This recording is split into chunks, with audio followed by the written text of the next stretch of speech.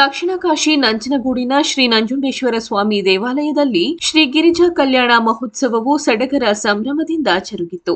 ದೇವಾಲಯದ ಪ್ರಧಾನ ಅರ್ಚಕರಾದ ನಾಗಚಂದ್ರ ದೀಕ್ಷಿತ್ ನೇತೃತ್ವದಲ್ಲಿ ಬೆಳಗಿನಿಂದಲೇ ಹಲವು ಧಾರ್ಮಿಕ ವಿಧಿವಿಧಾನಗಳೊಂದಿಗೆ ಪ್ರಾರಂಭವಾದ ಕಲ್ಯಾಣೋತ್ಸವದಲ್ಲಿ ಶ್ರೀ ನಂಜುಂಡೇಶ್ವರರ ಕಾಶಿಯಾತ್ರೆ ನಡೆಯಿತು. ಕಾಶಿಯಾತ್ರೆಯಲ್ಲಿ ಬಣ್ಣ ಬಣ್ಣದ ಹೂವು ಹಾಗೂ ವಜ್ರ ವೈಢೂರ್ಯಗಳಿಂದ ಅಲಂಕರಿಸಲಾದ ಶ್ರೀ ನಂಜುಂಡೇಶ್ವರರ ಉತ್ಸವ ಮೂರ್ತಿಯನ್ನು ಹಲವು ಜಾನಪದ ಕಲಾ ತಂಡದೊಂದಿಗೆ ದೇವಾಲಯದ ಸುತ್ತ ಮೆರವಣಿಗೆ ನಡೆಸಲಾಯಿತು.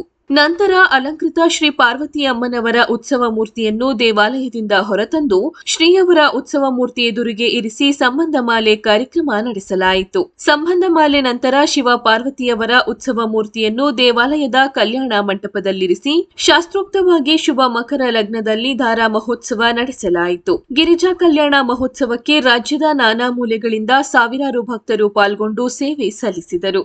ದೇವಾಲಯದ ಕಾರ್ಯನಿರ್ವಾಹಕ ಅಧಿಕಾರಿ ಜಗದೀಶ್ ಕುಮಾರ್, ಸಹಾಯಕ ಅಧಿಕಾರಿ ಸತೀಶ್ ಸೇರಿದಂತೆ ದೇವಾಲಯದ ಅರ್ಚಕರು ಭಾಗವಹಿಸಿದ್ದರು.